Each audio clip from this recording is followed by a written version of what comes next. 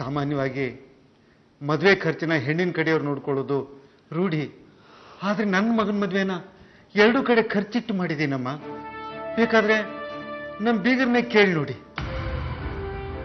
ನಾನೇ ಅವ್ರಿಗೆ ಹೇಳಿದ್ದೆ ಹುಟ್ಟು ಬಟ್ಟೆಲ್ಲೇ ಕಳಿಸ್ಕೊಟ್ರೆ ಸಾಕು ಅಂತ. ಹಾಗೇ ನಡ್ಕೊಂಡೆ. ನಮ್ಮ ಮನೆ ದೇವರಾಣೆಗೂ ನಾವು ವರದಕ್ಷಿಣೆ ವಿಷಯ ಮಾತೇ ಆಡಿಲ್ಲಮ್ಮ. ನೋಡಿ ನಂಜುಂಡಪ್ಪನವರೇ, ನೀವು ಹೇಳಿದ್ದೆಲ್ಲ ಸತ್ಯನೇ ಆಗಿದ್ರೆ ನಿಮ್ಮ ಮಗನ್ನ ಬಿಡಿಸೋದಕ್ಕೆ ನಾನು ಪ್ರಯತ್ನ ಪಡ್ತೀನಿ. ಇದ್ರಲ್ಲಿ ಒಂದೇ ಒಂದು ಸುಳ್ಳಿದ್ರು ನೀವೇನೇ ಶಿಕ್ಷೆ ಕೊಟ್ರು ನಾವು ಅನುಭವಿಸ್ತೀವಿ ತಾಯಿ. ಅಂದ್ರೆ ನೀನೇ ಮಾಡ್ಕೊಂಡಿರು ಅಂದ್ರು ಈ ಕರಿಯಣ್ಣ ಮಾಡಲ್ವಂತ? ಪಾಪ ಅವನ್ ತಾನೇ ಏನು ಮಾಡ್ತಾನಮ್ಮ, ವಯಸ್ಸಾಯ್ತು, ದೇಹದಲ್ಲಿ ಕಸುವಿಲ್ಲ. ಮಕ್ಕಳೆಲ್ಲ ವಿದ್ಯಾಭ್ಯಾಸ ಮುಗಿಸಿ ಬೇರೆ ಊರಿನಲ್ಲಿ ಕೆಲಸ ಮಾಡ್ತಿದ್ದಾರೆ ಅಂತ ಅವನೇ ಹೇಳಿದ್ನಲ್ಲ. ಕರಿಯಣ್ಣ ಹೇಳಿದ್ರು. ಅದಕ್ಕೆ ಮಾರ್ಬಿಡೋದೇ ವಾಸಿ ಅಂತ ಅನ್ಕೋತಾ ಇದ್ದೀನಿ. ಛೇ, ಹಾಗ್ಯಾಕೆ ಮಾಡ್ತೀರಿ ಸರ್? ಅದು ನಿಮ್ಮ ಹೆಂಡತಿ ಆಸ್ತಿ. ಹಾಗಂತ ಎಷ್ಟು ದಿವಸ ಅದನ್ನು ಹಾಗೆ ಸುಮ್ಮನೆ ಇಟ್ಕೊಂಡಿರೋಕ್ಕಾಗತ್ತೆ? ಹಾಗಲ್ಲ ಸರ್, ತಾಯಿ ಆಸ್ತಿ ಅನ್ನೋ ಸೆಂಟಿಮೆಂಟು ನಿಮ್ಮ ಮಕ್ಳಿಗಾದ್ರೂ ಇರ್ಬೋದಲ್ವಾ? ಇವತ್ತಲ್ಲ ನಾಳೆ ತಾಯಿ ಆಸ್ತಿ ಅನ್ನೋ ಪ್ರೀತಿ ಸಂಬಂಧ ಉಳಿಬೋದಲ್ವಾ? ನೋಡು, ಈ ಸಂಬಂಧಗಳು ಸೆಂಟಿಮೆಂಟ್ಗಳು ಅಂದ್ರೇ ನನಗಾಗೋದಿಲ್ಲ. ಈ ವಿಚಾರದಲ್ಲಿ ನೀನು ತಲೆ ಹಾಕಬೇಡ. ಅಲ್ಲ ಡಾಕ್ಟರ್, ಪಂಕಜ ನೊಂದಿದ್ದಾಳೆ, ಅವಳಿಗೆ ಸಾಂತ್ವನ ಬೇಕು. ಅದನ್ನು ಕೊಡೋದು ಯಾರು? ಅವಳ ಗಂಡನೇ. ಹಾಗಿರುವಾಗ ಸುಂದರೇಶ್ ಮೇಲೆ ಪ್ರೆಷರ್ ಹಾಕಿನಾದ್ರೂ ಪಂಕಜನ್ನ ಅವ್ರ ಮನೆಗೆ ಕಳಿಸಿದ್ರೆ ತಪ್ಪೇನು?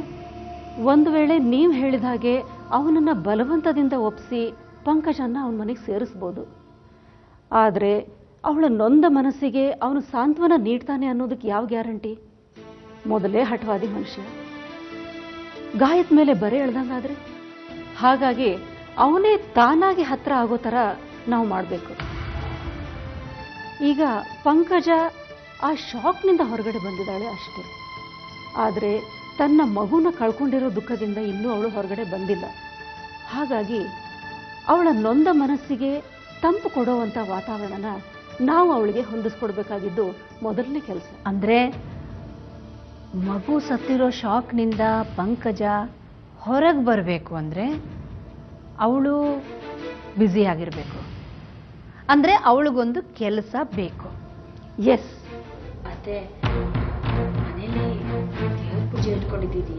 ಓ ಹೌದಾ? ಯಾವತ್ತು?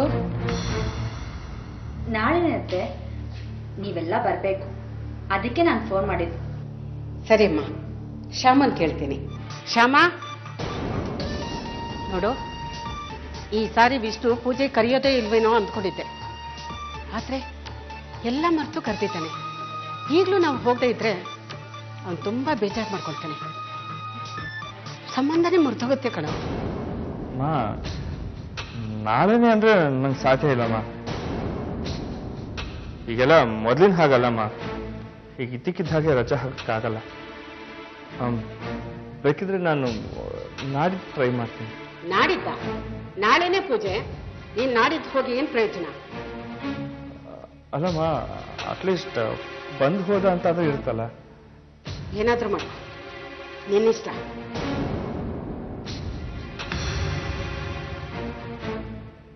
ಕೊನೆಗೂ ಆ ಸುಂದರೇಶ್ ಒಪ್ಕೊಳ್ಳೇ ಇಲ್ಲ. ಅವನು ತುಂಬಾ ಹಠದ ಮನುಷ್ಯ ಸರ್.